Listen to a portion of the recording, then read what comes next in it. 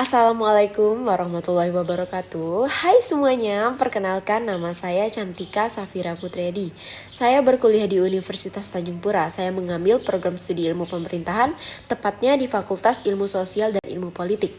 NIM saya itu E10312010113. Nah, teman-teman, di sini saya akan mempresentasikan salah satu materi yang saya ketahui. Yang materi ini berjudul Lembaga Eksekutif Indonesia. Nah, teman-teman, saya akan menjelaskan di video selanjutnya.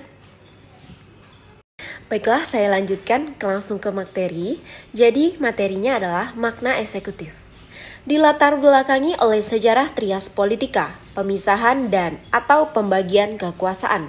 Dikenal tiga lembaga secara umum dalam sistem ketatanegaraan, yaitu eksekutif, legislatif, dan yudikatif. Nah, yang kita bahas ini adalah lembaga eksekutif. Tujuan dari pemisahan atau pembagian kekuasaan adalah agar tidak tercipta sentralisasi kekuasaan politik di suatu negara. Makna eksekutif itu sendiri lembaga yang menjalankan pemerintahan. Biasanya terdiri dari atas presiden atau perdana menteri bersama kabinetnya, beserta unsur pendukung birokrasi. Saya lanjutkan. Sifat kekuasaan. 1. Efektif.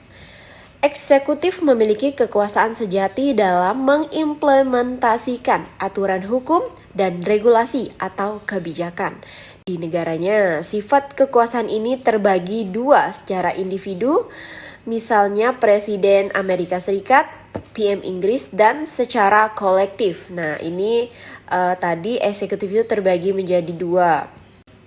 Yang kedua itu kolektif. Kolektif itu kabinet Inggris, kabinet Jepang. 2. Simbolik. Eksekutif hanya memiliki kekuasaan simbolik di negaranya. Contoh, secara individu Ratu Inggris, Kaisar Jepang, secara kolektif keluarga kerajaan Inggris.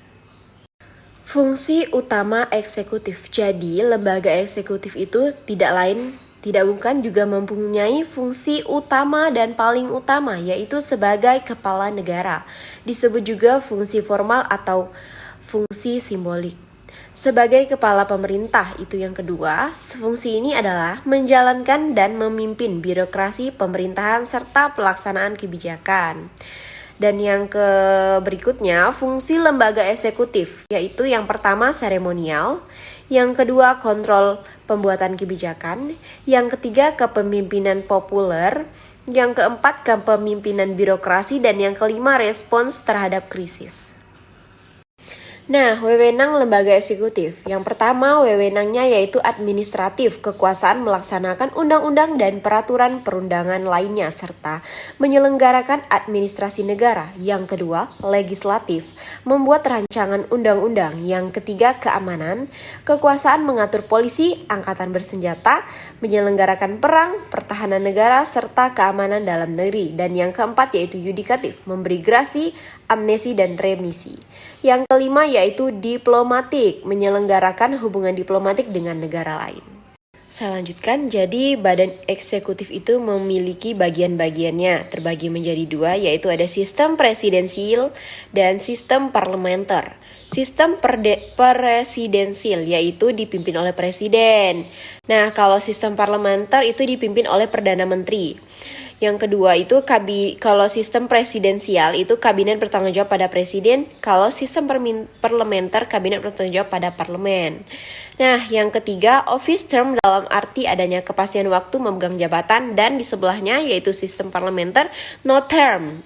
Yang keempat, bagian sistem presidensial, pemisahan jabatan seseorang yang menjadi anggota kabinet atau pemerintahan tidak boleh menjadi anggota parlemen. Begitu pula dengan sistem parlementer, penggabungan jabatan anggota kabinet berasal dari anggota parlementer.